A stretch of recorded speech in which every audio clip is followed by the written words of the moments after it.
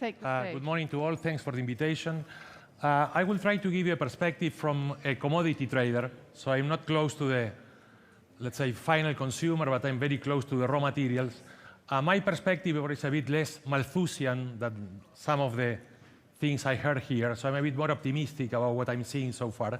So let me give you some examples. I won't have time to go into all details. But first of all, when we speak about commodities, what we are speaking about, I think it's good to put in perspective the size of this sector in the world. These are all the commodities in the world. And of course, volumes are changing, prices are changing. But in general, we are speaking about 7 to 10% of the global GDP. The global GDP at the end of 2022 is $100 trillion, and the commodity sector is around 10%. Now, in commodities, there are three big families. Energy is about 60% of the total. Agriculture commodities are around 20% of the total, and metals and minerals are another 20%. Okay, so I think that helps to put in perspective when we see that the price of something is going up or down, how important it is. Now, when we read about the energy transition, we always read that we will have to spend in the next 20 to 30 years around $3 trillion per year. That's 3% of the GDP. But this is 30% in the commodity sector. Okay? So when you put things in perspective, the effort looks much more challenging. Now, the king of all these commodities, because of the size, is crude oil. Crude oil is 42% of the total. Okay? So the impact of crude oil via production functions in all the other commodities is huge, despite the fact that the world is becoming more and more energy efficient, and we are using, in relative terms, much less crude oil to generate an extra unit of GDP than some years ago. Whenever we analyze prices, we have to pick up some of the main drivers, and I left technology apart, which is a big driver, because we are discussing technology here, so I wanted to highlight other issues. And on the macro side, the world is growing at a slower pace than before. So the world expanded at 3.7% per year from 2000 until 2019. Then we had the collapse of COVID with minus 3%. Then the bounce, 6% up in 2021. And since then, the world is growing at 3%, 2.9, 2.8. And everything indicates that we are going to have tighter monetary policy, so higher real interest rates. And the governments are not in good shape, so there is not a lot of room for fiscal expansion. So I think it's reasonable to assume that the world is going to grow at a slower pace than in the past in the next years. The energy transition, okay, we touched about it here. I think the main thing for agris is how we deal with biofuels. Biofuels is a big word. I don't think we need to mix up biofuels because there are different biofuels. Some of them are very healthy for the environment. So if we can make biodiesel with used cook oils, that's very welcome. If we want to use crops, food, to do biofuels, that's a different debate. Biofuels don't only have an impact in land usage, but we are also changing drastically relative values. So when we are creating crops for oil, okay, we are also creating extra proteins. So the world is going to have, in relative terms, tighter oil prices, but much cheaper protein prices. Cheaper protein prices means that we are going to be able to feed meat cheaper than before. And making more meat, we already heard, is not the best solution for the environment. So we are solving some problems, and at the same time, we are creating others. Weather. Okay, we discussed here about weather. Since 2020 until today, we saw an accumulation of weather problems that I never saw in my professional career. Okay, so the world lost roughly 300 million metric tons of crops. That's a lot for markets that work in general with very tight stocks. Now, against that, we had, for example, in Brazil this year, a record crop. We had this year in the US, the biggest corn crop ever. So I think we are going to see a lot of volatility, a lot of heterogeneity, and it's reasonable to assume that crops are not going to be growing normally in the future, but it's not a single line. Geopolitics, that's another big word. But there are some paradoxes here. So we all got very worried in February 2022 with the war. We were projecting, I remember seeing the front page of the economies that we were all going to starve in the short term. things are not happening like that. Actually, Russia is exporting more food than before, okay, because they had record crops. Ukraine managed to overcome all the problems, and they are exporting more or less normally. Of course, this is not going to be able to continue forever, because farmers in Ukraine are suffering big time. But up to now, the world is not feeling big time the impact of this, because it's also offset by other origins which are producing more. And demography is the last thing I'm going to touch, and I'm going to say some things about it, because when I was invited to discuss how we are going to feed 10 billion people in 2050, I said, okay, maybe we are not 10 billion, so maybe the problem we have ahead of us is not as concerning as it looks. As an Argentine, there are not many things I can teach you except inflation. Okay? I'm an expert in inflation, and I like to share what I know about inflation with all of you so you don't get cheated by inflation. This is one of the indexes we traders follow to measure how commodity prices are evolving. It's the CRB. There are others, the Goldman Sachs, Bloomberg. They all have difference in terms of how different commodities are weighted. I choose this one just arbitrarily. So this is how commodity prices look in the last 25 years. And we all have the feeling that we're in the middle of a big crisis in terms of commodity prices, right? Now, when you see the trend, yeah, we do look at high prices, but we are still very far from record prices that we saw in 2008. Now, this is the wrong way to look at prices because of inflation. So I decided to correct this by US inflation. It's arbitrary, but I don't have the possibility to correct every single country. So using the US CPI, this is how this graph looks. A bit different, eh? So it doesn't look like we're in the middle of a big crisis in terms of commodity prices. So every time we read about record prices, take your calculator and make the adjustments. In Bloomberg, we read every day about a new record, which are not records. This year, for example, we were told that we were seeing the record price of olive oil at roughly 9,600 euros. That's by far not the record price.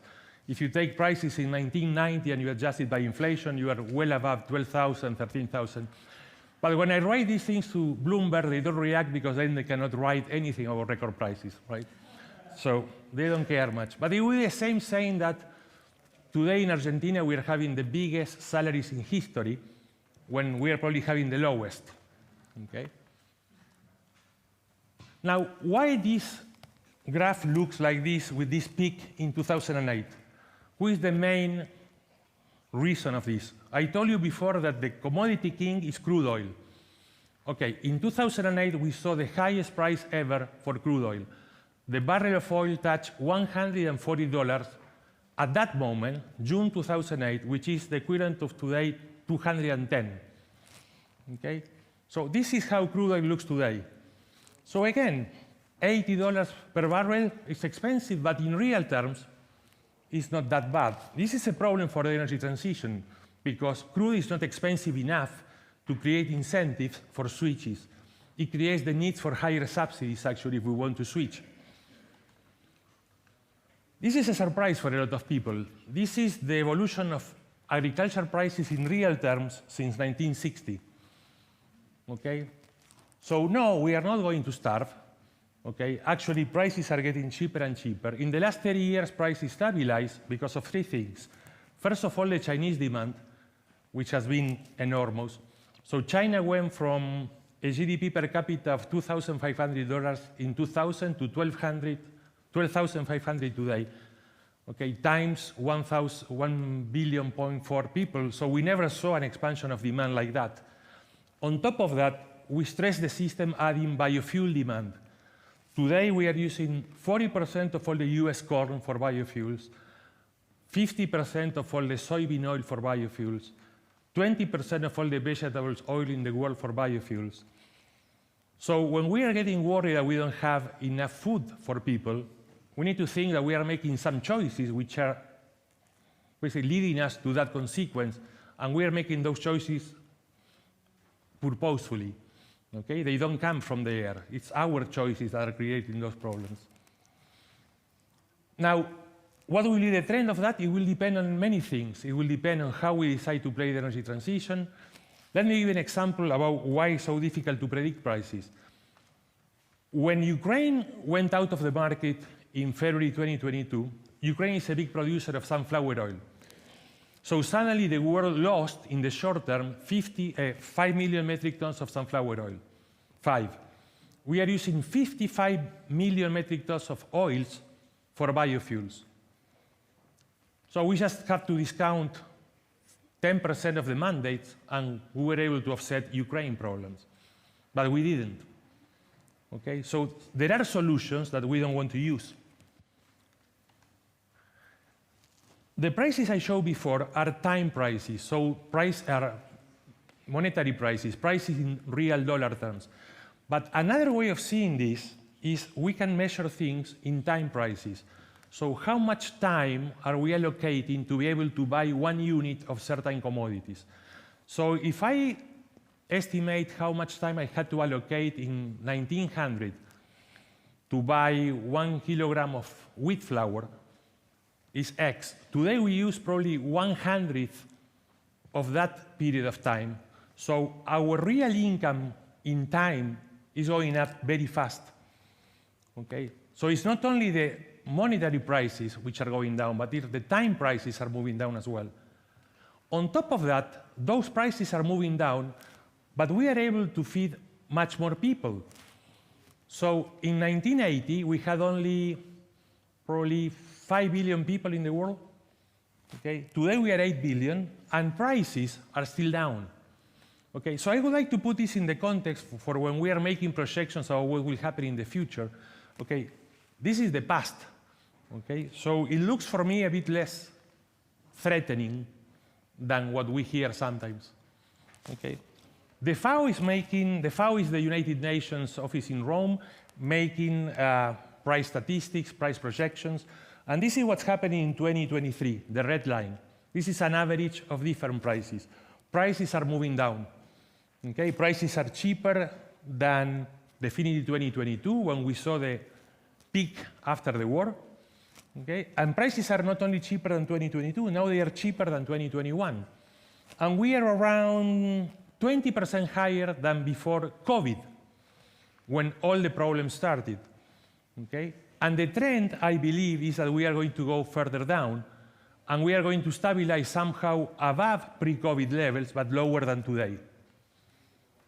Now, behind that red line, we have relative values.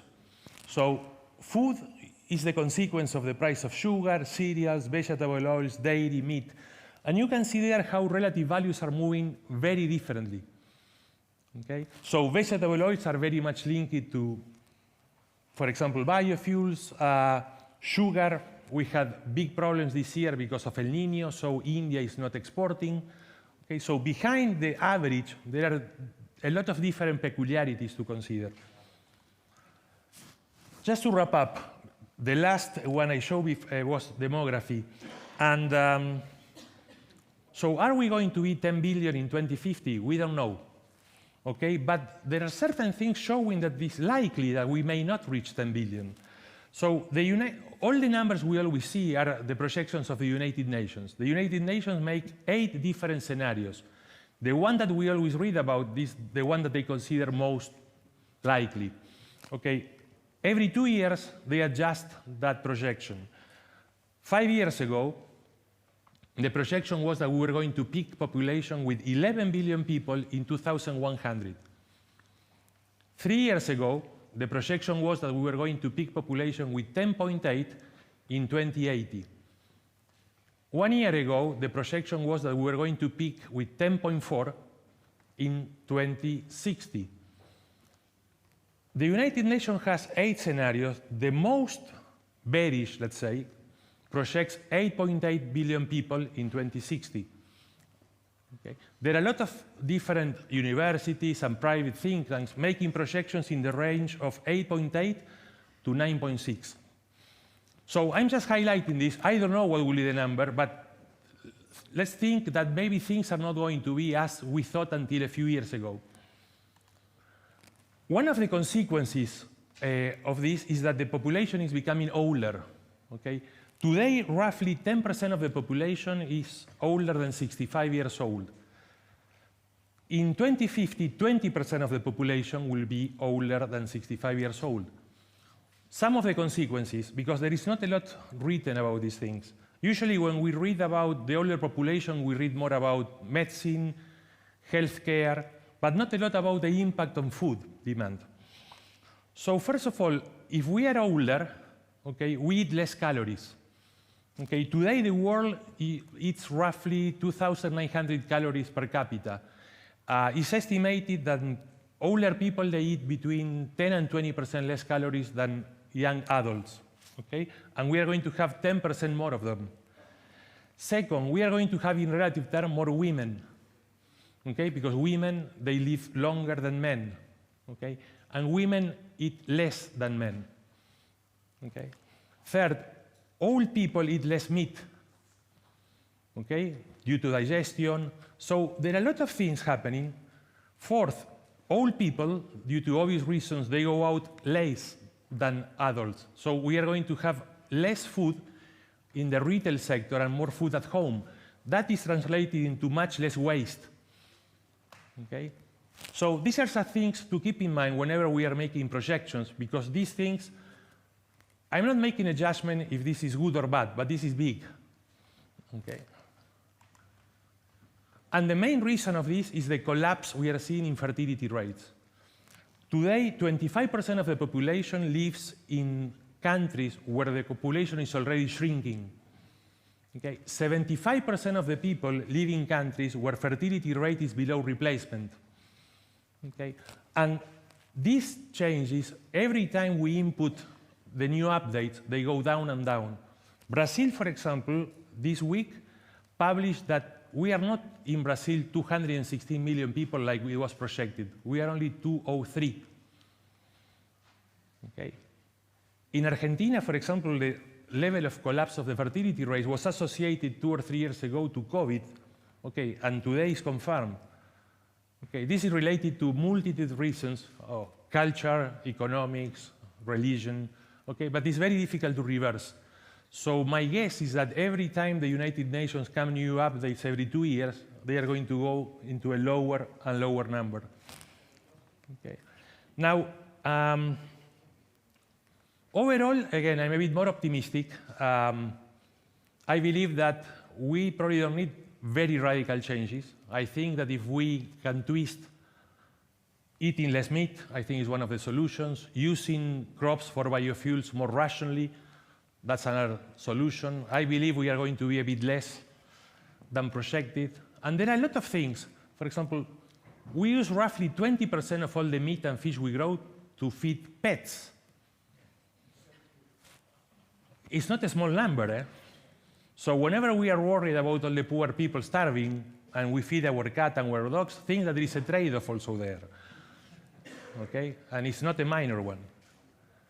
So I think the solutions will come from a bit of everything of what we see.